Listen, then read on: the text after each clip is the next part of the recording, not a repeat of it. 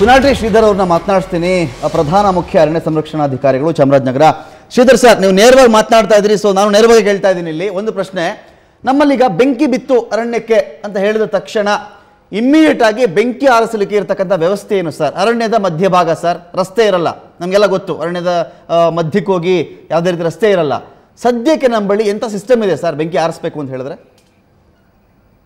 ಈಗ ಬೆಂಕಿ ಆರಿಸೋದಕ್ಕೆ ನಾವು ಜನವರಿ 1 ಇಂದ ವಾಚರ್ಸ್ ಅನ್ನು ಇಟ್ಕೊಂಡಿದ್ವಿ, ನೇಮಿಸಿದ್ವಿ. ವಾಚರ್ಸು ಜಂಗಿಲಲ್ಲಿ ಒಂದೊಂದು ಕಡೆ ಕ್ಯಾಂಪ್ ಇರ್ತಾರೆ. ಓಕೆ, ಅಲ್ಲೇ ಬೆಳಿಗ್ಗೆಯಿಂದ ಸಂಜೆ ತನಕ ಇದ್ದು ಎಲ್ಲೆಲ್ಲಿ ಬೆಂಕಿ ಬೀಳ್ತದೋ ಆ ಕಡೆ ಓಡಿ ಹೋಗಿ ಅದನ್ನು ಆರಿಸ್ಬೇಕಾಗ್ತದೆ. ನೈಟ್ ಟೈಮು ಸ್ವಲ್ಪ ಎತ್ತರವಾದ ಪ್ಲೇಸಸ್ ಅಲ್ಲಿ ಕೆಲವರಿಗೆ ಇಡ್ತೀವಿ. ವಾಚ್ ಟವರ್ಸ್ ಹತ್ರ ಎತ್ತರ ಪ್ರಾಂತಗಳಲ್ಲಿ ಇದ್ದು ಅವರು ನೈಟ್ ಎಲ್ಲಾದ್ರೂ ಬೆಂಕಿ ಬಿದ್ರೆ ಅದು ಆರಿಸು ನಮ್ಗೆ ತಿಳಿಸ್ತಾರೆ, ಮತ್ತೆ ನಾವು ಸ್ಟಾಫ್ ಕಲಿಸ್ತೀವಿ. ಸರ್, ಈ ಬಾರಿ ವಾಚ್ ಟವರ್ ಫೇಲ್ಯೂರ್ ಆಗಿದೆ.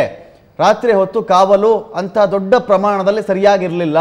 ಆ ಕಾರಣದಿಂದ ಬೆಂಕಿ ಹೊತ್ಕೊಂಡಿದ್ದು, ಅದರ ತೀವ್ರತೆ, ಅದು ಚಲಿಸ್ತಾ ಇರತಕ್ಕಂಥ ದಿಕ್ಕು, ಇದನ್ನು ರೀಡ್ ಮಾಡುವಲ್ಲಿ ಫೇಲ್ಯೂರ್ ಆಗಿದ್ದೆ 8,000 ಎಕರೆ ಅರಣ್ಯ ನಾಶಕ್ಕೆ ಒಂದು ರೀಸನ್ ಆಯಿತು ಅಂತ ಹೇಳ್ತಾರೆ. ನಿಜನಾ ಸರ್? ಹೋದ ಬಾರಿ 0 ಫೈರ್ ಅಂತ ಒಂದು ಕಾನ್ಸೆಪ್ಟ್ ತಂದಿದ್ವಿ. ಓಕೆ, ಆ ಕಾನ್ಸೆಪ್ಟ್ ಅಲ್ಲಿ ಅಫ್ಕೋರ್ಸ್ ಜನದ ವಾಲಂಟಿಯರ್ಸ್ ಜನರ ಸಹಕಾರ ತಗೊಂಡಿದ್ವಿ. ಹಳ್ಳಿಗಳಿಗೆ ಹೋಗಿ ಜನರ ಹತ್ರ ಮನವರಿಕೆ ಮಾಡಿಕೊಟ್ಟಿದ್ವಿ. ಅವರಿಂದ ಪ್ರಮಾಣನೂ ಮಾಡಿಸ್ಕೊಂಡಿದ್ವಿ ಬೆಂಕಿ ಹಚ್ಚಲ್ಲ ಅಂತ ಹೇಳಿ. ಓಕೆ, ಸೊ ಫೆಬ್ರವರಿ ಲಾಸ್ಟ್ ವೀಕ್ಗೆ ಒಳ್ಳೆ ಮಳೆ ಬಂತು. ಸೊ ಆವಾಗವರೆಗೆ ನಮಗೆ ಜನ ಸಹಕಾರ ಇತ್ತು, ನಮ್ಮ ಸಿಬ್ಬಂದಿ ಸಹಕಾರ ಇತ್ತು. ವೈಲ್ಡ್ ಲೈಫ್ ಏರಿಯಾಸ್ ಅಲ್ಲಿ ಎಲ್ಲಿ ಬೆಂಕಿ ಆಗಲಿಲ್ಲ. Okay, last year. ಈ ಇಯರ್ ನಾನು PCCF head of the forest force ಆದ್ಮೇಲೆ ಅದೇ ಕಾನ್ಸೆಪ್ಟ್ ಇಡೀ ರಾಜ್ಯಕ್ಕೆ ತಿಳಿಸಿದ್ವಿ. 0 ಫೈರ್ ಬಗ್ಗೆ ಪ್ರಯತ್ನ ಮಾಡ್ಬೇಕಂತ ಎಲ್ಲರಿಗೂ ತಿಳಿಸಿ ಪ್ರಯತ್ನ ಮಾಡ್ತಾ ಇದ್ದೀವಿ. ಓಕೆ, ಆದ್ರೆ ಮೇನ್ಲಿ ಹೋದ ವರ್ಷಕ್ಕೆ ಈ ವರ್ಷಕ್ಕೆ ವ್ಯತ್ಯಾಸ ಏನಂದ್ರೆ ಈ ವರ್ಷ ನಾರ್ತ್ ಈಸ್ಟ್ ಮಾನ್ಸೂನ್ ಫೇಲ್ ಆಗಿದೆ. ಓಕೆ, ಇನಿಷಿಯಲಿ ಮಾನ್ಸೂನ್ ತುಂಬಾ ಹೆಚ್ಚು ಮಳೆ ಆಯಿತು, ಎಸ್ಪೆಷಲಿ ಸದರ್ನ್ ರೀಜನ್ ಅಲ್ಲಿ, ವೆಸ್ಟರ್ನ್ ಘಾಟ್ಸ್ ಅಲ್ಲಿ. ಸೊ ಒಳ್ಳೆ ಗ್ರಾಸು, ಒಳ್ಳೆ ವೀಡ್ಸು ಬೆಳೆದಿದೆ. ಓಕೆ, ಮತ್ತೆ ಅಕ್ಟೋಬರ್ ಇಂದ ಮಳೆ ಇಲ್ಲ. ಲಾಸ್ಟ್ ಇಯರ್ ಇಷ್ಟೊತ್ತಿಗೆ ಮಳೆ ಬಂತು, ಇವಾಗ ಮಳೆ ಇಲ್ಲ. ಸೊ ಇವೆಲ್ಲ ಕಾರಣ ಮೇನ್ಲಿ ಸ್ವಲ್ಪ ಎಲ್ಲಾದ್ರೂ ಬೆಂಕಿ ಹಾಕಿದ್ರೆ ಅಥವಾ ಹಚ್ಚಿಬಿಟ್ರೆ ಅದನ್ನು ಕಂಟ್ರೋಲ್ ಮಾಡೋದು ಡೇ ಟೈಮ್ ಅಲ್ಲಿ ಅಂತೂ ತೊಂದರೆ ಆಗ್ತಾ ಇದೆ. ಅಲ್ಲ ಸರ್, ನಾನು ವ್ಯವಸ್ಥೆ ಕೇಳಿದೆ. ಬೆಂಕಿ ಬಿದ್ರೆ ಶ್ರೀಧರ್ ಸರ್, ಬೆಂಕಿ ಬಿದ್ರೆ ಆರಿಸಲು ನಮ್ಮ ಬಳಿ ಇರೋ ವ್ಯವಸ್ಥೆ ಏನು? ಈಗ ನಾವು ಇವತ್ತಿಗೂ ನೋಡ್ತಾ ಇದೀವಿ ಸರ್, ಕೆಲವರು ಸೊಪ್ಪು ಹಿಡ್ಕೊಂಡಿರ್ತಾರೆ ಕೈನಲ್ಲಿ, ರೋಡ್ ಪಕ್ಕ ನಿಂತಿರ್ತಾರೆ. ಅವ್ರು ರೋಡ್ ಅಷ್ಟೇ ಅವ್ರು ರೀಚ್ ಆಗೋಕೆ ಸಾಧ್ಯ ಇರೋ ಪ್ಲೇಸು. ರೋಡ್ ಪಕ್ಕ ಬಂದಾಗ ಆ ಕಡೆ ಒಂದ್ಸಲ, ಈ ಕಡೆ ಒಂದ್ಸಲ ಮನೇಲಿ ಕಸ ಗುಡಿಸೋದ್ ರೀತಿಯಲ್ಲಿ ಬೆಂಕಿ ನಾರಿಸ್ತಾ ಇದ್ದಾರೆ ಸರ್. ಈಗ ನಮ್ಮ ಬಳಿ ಅರಣ್ಯ ಇಲಾಖೆ ಬಳಿ ಇರತಕ್ಕಂಥ ಅತ್ಯಂತ ನೂತನ ತಂತ್ರಜ್ಞಾನ ಅಂದ್ರೆ ಯಾವುದು ಬೆಂಕಿ ಆರಿಸಲಿಕ್ಕೆ ಅಂತ? ಬೆಂಕಿ ಆರಿಸೋದಕ್ಕೆ ಏನೇನ್ ಬೇಕೋ ಎಲ್ಲ ಪರ್ಚೇಸ್ ಮಾಡಿದ್ವಿ. ಈ ಬೆಂಕಿ ಬೀಟರ್ಸ್ ಅಂತ ಇದೆ. ಓಕೆ, ಆ ಬೀಟರ್ಸ್ ಜನ ಯೂಸ್ ಮಾಡ್ತಾ ಇಲ್ಲ, ಯಾಕಂದ್ರೆ ಅವ್ರಿಗೆ ಈ ಟೊಂಗೆ ಅಭ್ಯಾಸ ಇದೆ. ಓಕೆ, ಟೊಂಗೆ ವೆಯ್ಟ್ ಕಡಿಮೆ ಇದೆ. ಈ ಬೀಟರ್ ವೆಯ್ಟ್ 2.5 to 3 kgs ಇದೆ. ಓಕೆ, ಅದೇ ಹಿಡ್ಕೊಂಡು ಕಂಟಿನ್ಯೂಸ್ ವರ್ಕ್ ಮಾಡ್ಬೇಕಾದ್ರೆ ಅವ್ರಿಗೆ ಯಾಕೋ ಇಷ್ಟ ಇಲ್ಲ. ಒಂದು. ಎರಡನೇದಾಗಿ ಬ್ಯಾಕ್ ಪ್ಯಾಕ್ ಸ್ಪ್ರೇಯರ್ಸ್ ಅಂತ ಹೇಳಿ ಅದರಲ್ಲಿ ನೀರು ಹಾಕಿ ಸ್ಪ್ರೇ ಮಾಡೋದು, ಅದನ್ನು ಉಪಯೋಗಿಸ್ತಾ ಇದ್ದೀವಿ. ಓಕೆ, ಮತ್ತು ಬ್ಯಾಕ್ ಪ್ಯಾಕ್ ಏರ್ ಬ್ಲೋವರ್ಸ್ ಅಂತ ಹೇಳಿ ಅದು ಉಪಯೋಗಿಸ್ತಾ ಇದ್ದೀವಿ. ಮತ್ತು ರೇಂಜ್ಗೆ ಒಂದು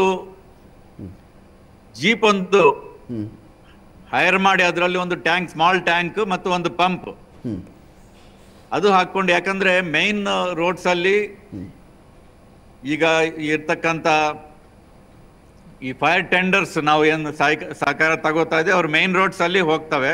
ಓಕೆ, ಇಂಟೀರಿಯರ್ ಹೋಗ್ಬೇಕಾದ್ರೆ ಸಣ್ಣ ಜೀಪಲ್ಲಿ ಹೋಗ್ಲಿಕ್ಕೆ ವ್ಯವಸ್ಥೆ ಆಗ್ತದೆ ಅಂತ ಹೇಳ್ಕೊಂಡು ನಾವು ಪ್ರತಿಯೊಂದು ರೇಂಜ್ಗೆ ಒಂದು ಜೀಪ್. ಮತ್ತೆ ಈಗ ಬಂದೀಪುರಲ್ಲಿ ನೋಡಿದ್ರೆ ಓಕೆ, ಈ ನಮ್ಮ ಫೈರ್ ಅವರೇ ಒಂದು 5 smaller vehicles, quick response vehicle ಅಂತ, ಮತ್ತು 3 ದೊಡ್ಡ ಫೈರ್ ಟೆಂಡರ್ಸ್ ಇಟ್ಟಿದ್ದಾರೆ. ಹೆಲಿಕಾಪ್ಟರ್ ಕೋರಿಕೆ 5ನೇ ದಿನದಷ್ಟು ವಿಳಂಬ ಆಗಿದ್ದು ಯಾಕೆ ಸರ್? ಎಲ್ಲರೂ ಕೇಳ್ತಾರೆ, ಇದನ್ನ ಮೊದಲನೇ ದಿನ ಮಾಡಬಹುದಾಗಿತ್ತು, 2ನೇ ದಿನ ಮಾಡಬಹುದಾಗಿತ್ತು, ಇನ್ನೂ ಒಂದಷ್ಟು ಅರಣ್ಯ ಉಳಿತಿತ್ತು ಅಂತ ಹೇಳಿ. 5th ಡೇ ಎಫರ್ಟ್ ಸರ್ ಇದು. 5th ಡೇ ಇಷ್ಟು ಪ್ರೊಲಾಂಗ್ ಆಗಿದ್ದು ಯಾಕೆ ಅಂತ ಸತ್ಯವಾಗಿ ಹೇಳ್ಬೇಕಾದ್ರೆ ಇವತ್ತು ಕೂಡ ನಾವು ಹೆಲಿಕಾಪ್ಟರ್ ಬಗ್ಗೆ ಯೋಚನೆ ಮಾಡಿಲ್ಲ. ಓಕೆ.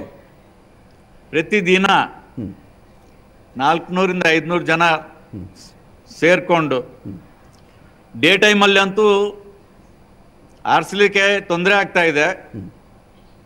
ಸೊ ಅದನ್ನು ಅದೇ ಒಂದು ಬ್ಲಾಕಲ್ಲಿ ನಿಯಂತ್ರಣ ಮಾಡಿಕೊಂಡು ಅದು ಬೇರೆ ಕಡೆ ಹೋಗದ ಹಾಗೆ ನೋಡಿಕೊಂಡು ಈವ್ನಿಂಗ್ ಹೊತ್ತಿಗೆ ಯಾವಾಗ ಗಾಳಿ ಕಡಿಮೆ ಆಗ್ತದೆ ಇಡೀ ರಾತ್ರಿ ಕಾರ್ಯಾಚರಣೆ ಮಾಡಿ ಬೆಂಕಿ ಆರಿಸ್ಬಿಟ್ಟು ಬೆಂಕಿ ಜೊತೆ ಇರ್ತಕ್ಕಂಥ ಕೆಂಡಗಳನ್ನು ಕೂಡ ಆರಿಸಿ ಬೆಳಿಗ್ಗೆ ತನಕ ಇದ್ದು ವಾಪಸ್ ಬರ್ತಾ ಇದ್ದೀವಿ.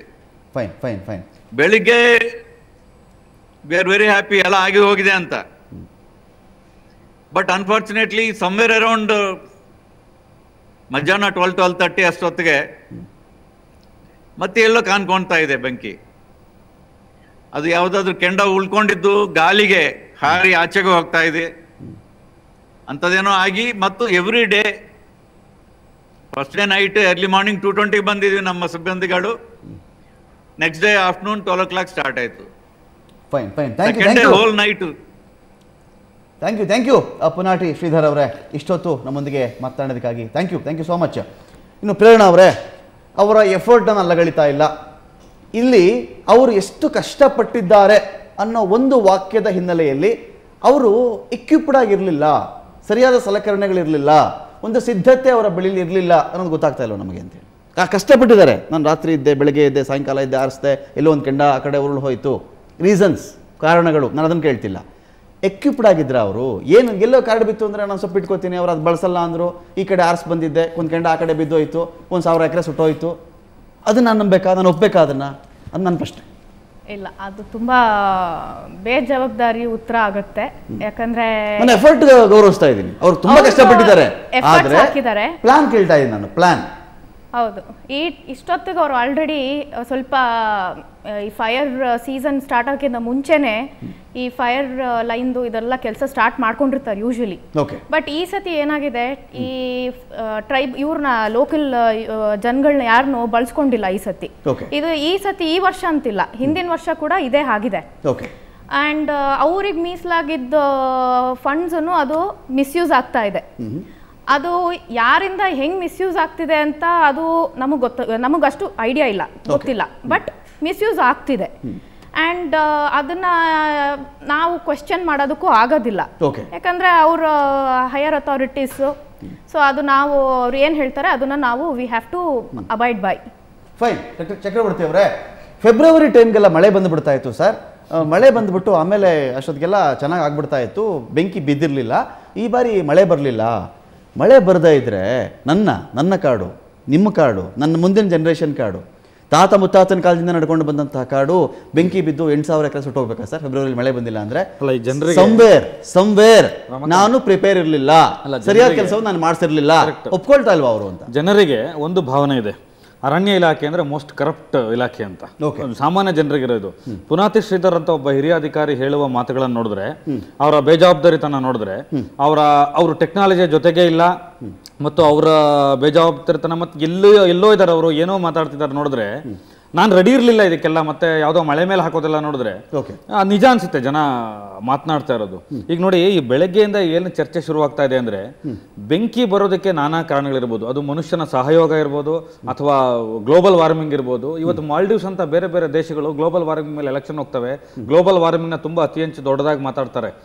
ಇಂಥ ಈಗ ನಮ್ಮ ಜೊತೆನೂ ಫಾರೆಸ್ಟ್ ಸಂಬಂಧಪಟ್ಟಂತ ಸೀನಿಯರ್ಸ್ ಕೂತಿದ್ದಾರೆ. ಇಷ್ಟು ಹಿರಿಯರೇ ಇಲ್ಲಿ ಕೂತವ್ರೆ ಗ್ಲೋಬಲ್ ವಾರ್ಮಿಂಗ್ ನ ಮಾತಾಡ್ತಾ ಇಲ್ಲ, ಅದರದೊಂದು ಎನ್ವೈರನ್ಮೆಂಟಲ್ ಸೈಕಾಲಜಿ ಅಂತ ಇರುತ್ತೆ, ಪರಿಸರಕ್ಕೆ ಒಂದು ಮನಸ್ಸಿದೆ, ಅದಕ್ಕೆ ಅದನ್ನ ಮಾತಾಡ್ತಾ ಇಲ್ಲ. ಅದನ್ನ ಮನುಷ್ಯ ಅದ್ರ ಜೊತೆ ಹೇಗೆ ಸಹಯೋಗ ಮಾಡಬೇಕು ಅನ್ನೋದು ಮಾತಾಡ್ತಾ ಇಲ್ಲ. ಭೂಕುಸಿತಗಳ ಬಗ್ಗೆ ನಮಗೆ ಅವೇರ್ನೆಸ್ ಇಲ್ಲ, ಬೆಂಕಿಯ ಬಗ್ಗೆ ಅವೇರ್ನೆಸ್ ಇಲ್ಲ ಅಂತಂದ್ರೆ ನಾಚಿಕೆಗೇಡಿನ ಮೊದಲ ವಿಷಯ. ಎರಡನೇದು, ನೀವು ವಾಚರ್, ನಾನು ಅವಾಗ್ಲೂ ಹೇಳಿದೆ, ಈಗಲೂ ಅದೇ ಹೇಳ್ತಾ ಇದ್ದೀನಿ, ಯಾವುದೋ ಕೆಳಮಟ್ಟದ ವಾಚರ್ಗಳ ಮೇಲೆ, ಗಾರ್ಡ್ಗಳ ಮೇಲೆ ಹಾಕಿ ಕೈ ತೊಳ್ಕೊಡ್ಬಾರ್ದು ನೀವು ಇದು ಕೆಲಸ. ಯಾಕಂದ್ರೆ ನೀವು ಮೇಲ್ಮಟ್ಟದ ಅಧಿಕಾರಿಗಳಿರ್ತೀರಿ, ನಿಮಗೆ ಇದರ ಜವಾಬ್ದಾರಿ ಇರುತ್ತೆ ಪೂರ್ಣ. ಈಗ ಎಲ್ಲಾ ಮಾಧ್ಯಮಗಳು ಮಾತಾಡ್ತಾ ಇದೆ, ಅವರು ಪುನಾತಿ ಶ್ರೀಧರ್ ಅಂತ ಒಬ್ಬ ಹಿರಿಯ ಅಧಿಕಾರಿ ಹೇಳ್ತಾರೆ, ನಾವು ಹೆಲಿಕಾಪ್ಟರ್ನ ಯೋಚನೆ ಮಾಡಿರಲಿಲ್ಲ ಇನ್ನು ಅಂತ. ಬೇರೆ ರಾಜ್ಯದ ಎಕ್ಸ್ಪರ್ಟ್ಗಳು ಬೇರೆ ಚಾನೆಲ್ಗಳಲ್ಲಿ ಬೆಂಕಿ ಬಿತ್ತು, ವೆರಿ ಸಿಂಪಲ್ ಆಗಿ ಹೇಳ್ತಾ ಇದ್ದಾರೆ, ವೆರಿ ಸಿಂಪಲ್ ಆಗಿ ಹೇಳ್ತಾ ಇದ್ದಾರೆ. ಮಿಲಿಟರಿ ಸೇನೆಗಳಿದೆ, ಸೇನಾ ಚಾಪರ್ಗಳಿದೆ, ಅದನ್ನ ಕರೆಸಿ ಕಾರ್ಬನ್ ಟೆಟ್ರಾಕ್ಲೋರೈಡ್ ಅಂತ ಒಂದು ಕೆಮಿಕಲ್ ಇದೆ. ಇಲ್ಲಿ ಇರೋ ನಾನು ಅವ್ರನ್ನೇ ಕೇಳ್ಬೇಕು ಅಂತ ಹೊರಟುಬಿಟ್ರು, ಯಲ್ಲಪ್ಪ ರೆಡ್ಡಿ ಅವ್ರು ಬಂದ್ರೆ, ಕೃಷ್ಣಕುಮಾರ್ ಅವರು ಕೇಳಿ, ಅದನ್ನ ಪೋರ್ ಮಾಡಿದ್ರೆ ವಿತಿನ್ ಫ್ರಾಕ್ಷನ್ ಆಫ್ ಸೆಕೆಂಡ್ ಅಲ್ಲಿ ಬೆಂಕಿ ಹೋಗುತ್ತೆ. ಆ ಕೆಮಿಕಲ್ ಅಷ್ಟು ಶಕ್ತಿ ಇದೆ, ಅದಕ್ಕೆ ಅಡ್ವಾನ್ಸ್ ಟೆಕ್ನಾಲಜಿ ಇದೆ, ಅದಕ್ಕೆ ಪರ್ಯಾಯ ಬೇರೆ ಇಲ್ಲ. ಇದನ್ನ ಮಾತು ಕೂಡ ಅವ್ರ ಬಾಯಿಂದ ಬರೋದಿಲ್ಲ. ಆಮೇಲೆ ರೈನ್ ಹಾರ್ವೆಸ್ಟಿಂಗ್ ಅಂತ ನಾವು ಮಾತಾಡ್ತಾ ಇದ್ವಲ್ಲ, ಇನ್ನು ನಮಗೆ ನೋಡಿ ಮಣ್ಣಿನ ಒಂದು ಸವಕಳಿ ಗುಣ ಅಥವಾ ಮಣ್ಣಿನ ಒಂದು ಕಾರ್ಬನ್ ಸಾಯಿಲ್ ಅಥವಾ ಮಣ್ಣಿನ ತೇವದ ಗುಣ ಅಂತ ಕರಿತೀವಿ. ಸರ್ ಹೇಳಿದ್ರು ಅಂಡರ್ ಗ್ರೌಂಡ್ ಅಲ್ಲಿ ಬೆಂಕಿ ಇರುತ್ತೆ ಅಂತ ಮಾತಾಡ್ತಾ ಇದ್ರು ಕೃಷ್ಣಕುಮಾರ್ ಅವರು. ಆದ್ರೆ ನಮ್ಗೆ ರೈನ್ ಹಾರ್ವೆಸ್ಟಿಂಗ್ ಅಲ್ಲಿ ಪ್ರಾಣಿಗಳಿಗೆ, ಪಕ್ಷಿಗಳಿಗೆ ಅಥವಾ ಅಲ್ಲಿ ಏನು ಒಳಗಡೆ ಜೀವತಂತುಗಳಿದೆಯಲ್ಲ, ವಿವಿಧ ಬಗೆಯ ಸಸ್ಯಕಾಶಿಗಳು ಮತ್ತು ಪಶುಸಂಗೋಪನೆ, ಅದಕ್ಕೆ ನಾವು ಎಷ್ಟು ಗುಂಡಿಗಳನ್ನು ತೆರೆದಿದೀವಿ, ಎಷ್ಟು ನೀರಿಟ್ಟಿದೀವಿ, ಅದು ಮಣ್ಣಿನ ತೇವನ್ನ ಕಾಪಾಡ್ಕೊತಾ ಇದೆಯಲ್ವಾ ಯಾವುದೇ ಕಾಲಘಟ್ಟದಲ್ಲಾದ್ರೂ. ಅದು ಒಣ ಹುಲ್ಲನ್ನು ನೋಡುತ್ತಲ್ವಾ, ಗ್ರೌಂಡ್ ಫೈರ್ ನ ತಪ್ಪಿಸುತ್ತಲ್ವಾ. ನೀವು ಸಾಮಾನ್ಯ ಜನರ ಕೈಯಲ್ಲಿ ಯಾಕೆ ಸ್ವಾಮಿ ಗ್ರೌಂಡ್ ಫೈರ್ ಹಾಕಿಸ್ತೀರಿ? ಫೈನ್ ಫೈನ್ ಫೈನ್ ವೀಕ್ಷಕರೇ, ಕೋಲಾರದ ಬೆಟ್ಟಗಳಲ್ಲಿ ಒಂದು ವಿಶಿಷ್ಟ ತಳಿಯ ಬಾವಲಿ ಇದೆ ವೀಕ್ಷಕರೇ. ಈ ಬಾವಲಿ ಒಂದು 500-350 ಇದೆಯಂತೆ ಇವತ್ತಿಗೆ, 500 ಅಥವಾ 350. ರಾಮನಗರದಲ್ಲಿಯೂ ಕೂಡ, ರಾಮನಗರದಲ್ಲಿ ರಣಹದ್ದುಗಳ ವಿಚಾರದಲ್ಲಿ ಕೂಡ ಇಂಥದ್ದೇ ಒಂದು ಮುಂಜಾಗ್ರತೆಯನ್ನು ಕರ್ನಾಟಕ ಸರ್ಕಾರ ವಹಿಸ್ತಾ ಇದೆ. ಆ ಬಾವಲಿ ಬದುಕಬೇಕು, ಅಲ್ಲಿ ಚೇಪೆಕಾಯಿ ತೋಟ, ಹಣ್ಣುಗಳ ತೋಟ ಬೆಳೀರಿ, ಸುತ್ತಮುತ್ತ ಅವು ಬದುಕಬೇಕ್ರಿ, ನಿಷಿದ್ಧ ವಲಯ ಅಂತ ಮಾಡ್ರಿ, ಯಾರು ಹೋಗಬಾರ್ದು, ಅವುಗಳು ಹಾನಿ ಮಾಡಬಾರ್ದು ಅಂಥೇಳಿ ಒಂದು ಬಾವಲಿ ಕೂಡ ನಮ್ಮ ಈ ಪರಿಸರದಲ್ಲಿ ಮಹತ್ವದ ಪಾತ್ರ ವಹಿಸುತ್ತೆ, ರಣಹದ್ದು ವಹಿಸುತ್ತೆ. ಇಷ್ಟೆಲ್ಲ ಯಾಕೆ? ಇವತ್ತು ಇದೇ ಬೆಂಕಿಯಲ್ಲಿ ಯಾವುದೋ ಚಿಟ್ಟೆ, ಕ್ರಿಮಿ, ಕೀಟ ಸತ್ತು ಹೋಯ್ತಲ್ಲ, ಅದನ್ನು ಬಯೋಡೈವರ್ಸಿಟಿ ಅಂತ ಕರಿತೀವಿ. ನಮ್ಗೆ ಗೊತ್ತಾಗಲ್ಲ, ಒಂದು ಚಿಟ್ಟೆ ಏನು ಮಾಡ್ತಿತ್ತು, ಅದೇನು ಒಣಾರಿ ಸತ್ತೋಗ್ಲಿ, ಏನು ಪರವಾಗಿಲ್ಲ, ನಮ್ಗೆ ಗೊತ್ತಿಲ್ಲ, ವಿ ಡೋಂಟ್ ನೋ ಅದು ಯಾವ ರೀತಿ ನಮ್ಗೆ ನೆರವಾಗ್ತದೆ ನಮ್ಗೆ ಗೊತ್ತಿಲ್ಲ. ಜೀವ ವೈವಿಧ್ಯತೆಯ 8,000 ಎಕರೆಯ ಈ ನಾಶಕ್ಕೆ ಯಾರನ್ನ ಹೊಣೆ ಮಾಡೋಣ? ಅಬಕಾರಿ ಇಲಾಖೆ ಬಿಟ್ಟರೆ ಅರಣ್ಯ ಇಲಾಖೆಯಲ್ಲೇ ಭ್ರಷ್ಟಾಚಾರ ಜಾಸ್ತಿ ಅನ್ನೋ ಒಂದು ಮಾತು ಜನಜನಿತ. ಹಾಗಾದರೆ ಭ್ರಷ್ಟಾಚಾರ ಆಗಿದೆಯಾ, ಇಲ್ಲಿ ನೆಗ್ಲಿಜೆನ್ಸ್ ನಡೆದಿದೆಯಾ? ಚರ್ಚೆ ಮುಂದುವರಿಸ್ತೀನಿ ಬ್ರೇಕ್ ಆದ್ಮೇಲೆ.